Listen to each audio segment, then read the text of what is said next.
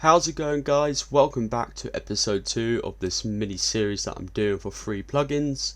And in today's episode, like I said yesterday, I'm going to be doing compressors. And the first compressor I have for you in this video is the DC1A3 by Klanghelm. I do apologise if I pronounce that wrong. I'm not the best with pronunciations. But yeah, to begin with, I thought what I'll do is I'll go through all the different dials and options within the plugin, and then I have a kick and snare in a bus, and I have that on loop, and I'll let that play while toggling over each option and putting it into action so you get a feel for it. Without further ado, let's get into the video.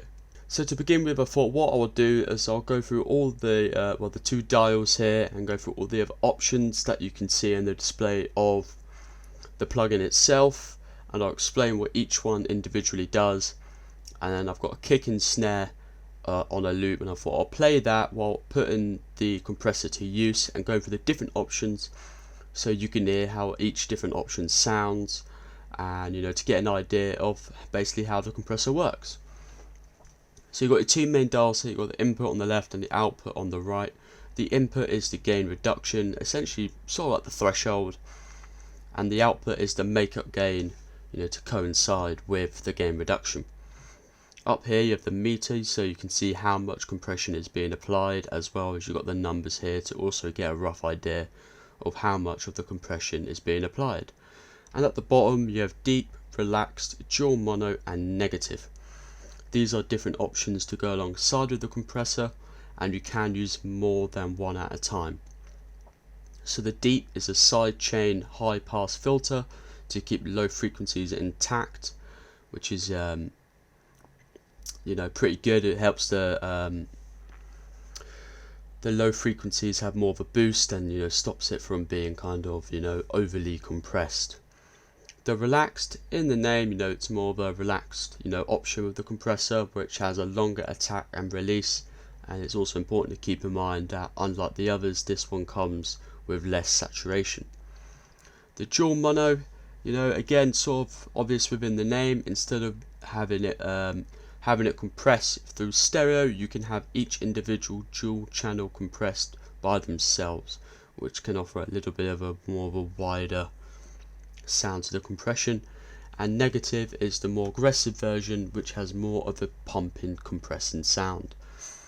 So what I'll do now is I'll play the loop that I have for my kick and snare in the background, and then we'll go through and start applying each option so you can hear what it sounds like with the compressor. So let's get into it.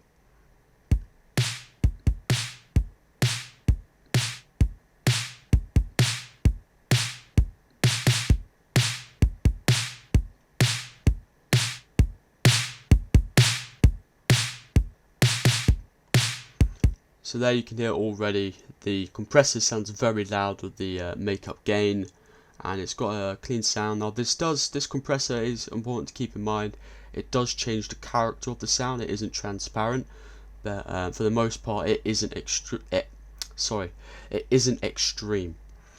So now what I'm going to do is I've changed the dials there a little bit to get a sound. I don't want to be too intense with it. I'll now apply the deep, which is obviously the side chain, and hear what that sounds like. So this is with the deep applied, and now turned off.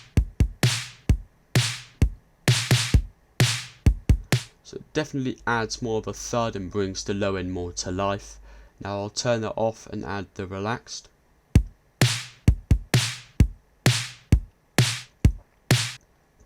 Definitely more of a subtle sounding option compared to the deep. The deep obviously is a little bit more noticeable. And now I'll add the dual mono.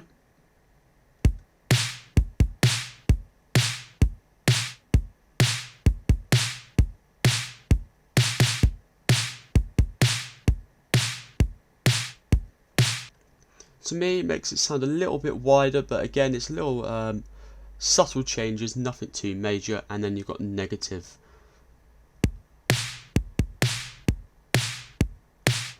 Definitely the more noticeable one of all of them. You can hear the distortion that is applied. You can hear it most noticeably on the snare, and it makes it sound very thin. It is a lot of the low end out. It certainly isn't a good option for this kick, unless if that's what you're looking for. So now I'm going to add the deep and the relaxed together to hear what that sounds like. and you can really hear the thud. It kind of, you know, works quite nicely together. And then let's add the dual mono to it.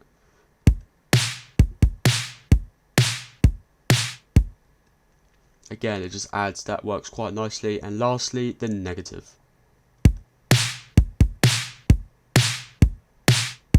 That really blings. That really brings the snare to life. However, you know, it doesn't work well with the kick. To be honest, if I was mixing these, the kick and snare together with the compressor, I would certainly have the deep, relaxed and dual mono together. However, I wouldn't have the negative, because I don't like the way it adjusts the sound of the kick. But yeah, that is a quick rundown of the plugin. I'm not going to go into huge depth and everything and have a look at all of it, you know, in huge amounts of detail, as you know, the point of the video is to look at different options that are free. And to begin with, I really like the DC1A3. It's very simple, very nice. It's got a few options, and yeah, it's just a very good first compressor for the video. So now let's get into the second choice. The second compressor I have for you today is Kotelnikov by TDR, which is a mastering compressor. Now I know straight away it looks very different to the last one. The last one only had 2 dials and was, you know, much more easy to use. This one has a lot more dials, however it's not that complicated, and it won't be after this video because I'm about to go through all the different options and dials with this compressor and explaining them all to you. So straight away you've got your, you know, more familiar, you know, dials for most compressors. You've got your threshold, ratio, attack and release. I know the release is a little bit different as there's 2 options, so let's go through them and explain what they are to clear things up. So the release peak is for shorter peaks, and the release peak basically compresses the highest peak in the song, whereas the release RMS is for more sustained peaks, and the RMS stands for root mean square, and the release RMS basically calculates the average highest peak throughout the song. So it's just a little bit more calculated, but that's all there really is to it. And you can control what the compressor considers to be a transient peak by adjusting the peak crest. The lower the dial is, the more the compressor will think the signal is a transient peak. So basically, the lower the dial, the more effective these two are. Those 2 releases then comes more into action, whereas the higher up you have it, the less they are into action, as the compressor thinks that the signal is less of a transient peak. So that's all that really is there. It's not as complicated as it seems, and you know, once I've explained everything and I put the compressor into action, you can see these 2 work and understand a little bit more as well. The other thing on this section here, which seems a little bit, maybe a little bit different to you guys, is the soft knee. The soft knee will react to how smoothly or how abruptly the compressor responds to a threshold. So the lower down you have it, the more smoothly it is. The higher up you have it, the more abruptly it is. So again, it's pretty easy to use there as well. It just basically is sort of like the attack for the threshold in a way.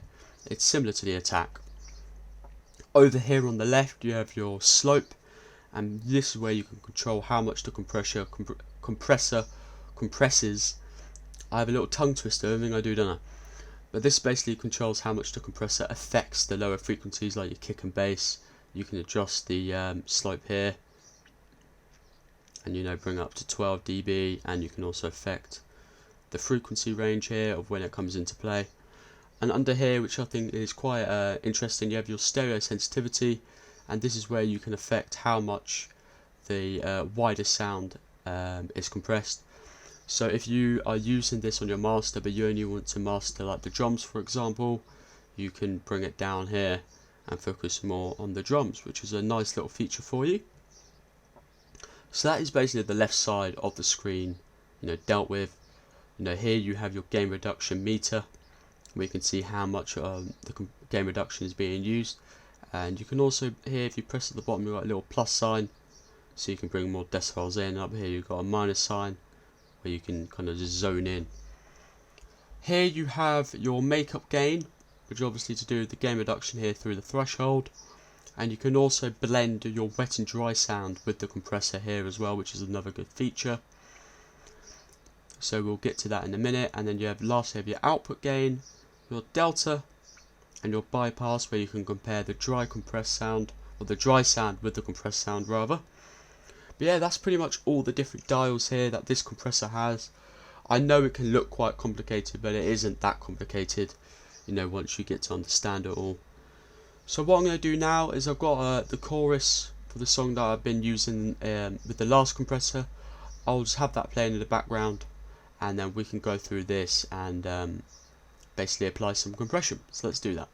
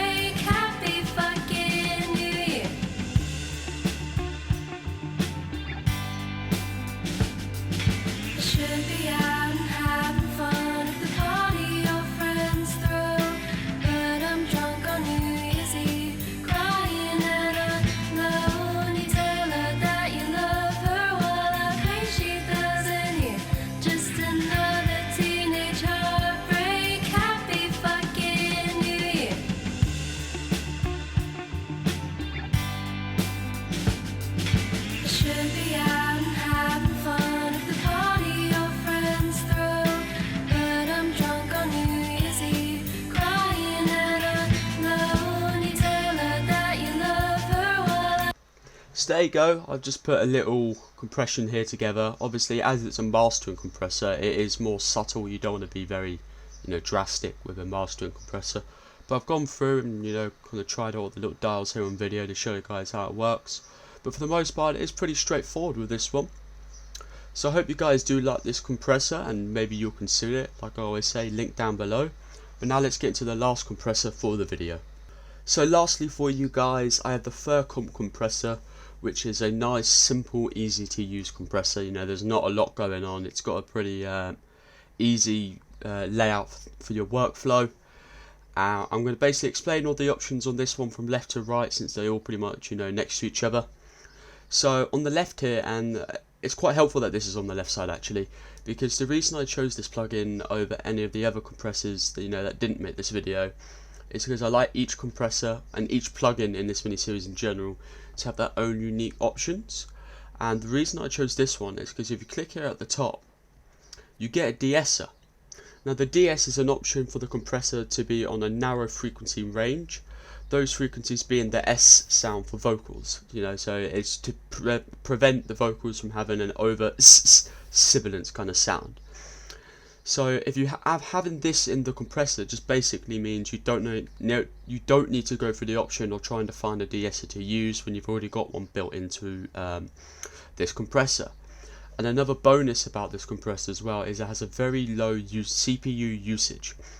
So if you're someone like me who's, you know, using Logic on a Mac, you know, like a laptop rather, it doesn't have a very powerful CPU, then it's great when you have the option to use a good plugin that has a low CPU usage. So then over here you've got your ratio, which is normal, and it's, you know, done through, you know, a slider. Same with the knee, done through a slider as well. Then you've got your attack time, release time, threshold, and makeup gain all on dials. And then you've got your slider for the wet and dry sound to blend. You've got your bypass, and over here you have the third look ahead audio filter. If you don't know what an audio filter is, it basically just cleans up the sound a little bit. Although please keep in mind if you're using this, it does have a little bit of latency audio, which just means the audio kind of is slightly behind, if that makes sense, like a little lag on it. Although it's not too major, but, you know, just I want to tell you guys that just so you can keep it in mind if you do use that. And then the main thing as well about this compressor is it is transparent, so it doesn't change the character of the sound, which is always useful. So yeah, that's pretty much all it is with this plugin then. So I thought, like I do with all of them, I'll just play the song in the background and just start, you know, using the compressor so you can hear what it sounds like. So let's get into it.